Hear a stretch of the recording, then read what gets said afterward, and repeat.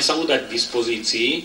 Zaujímavé v tomto súde, ale asi nás nenapadla, ako Panna Mária chodievala na omšu.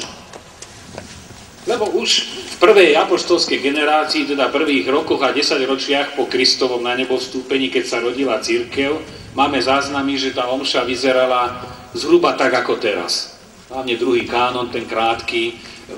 Takto už lámanie chleba, čítanie z listov apoštolov, vysvetľovanie a tak ďalej. Podstata tej omše už vtedy bola, nevzniklo to až niekedy v stredoveku. Tu pán dekán v Korni, alebo niekto iný, alebo Jakub, Ján, alebo niektorý z učeníkov.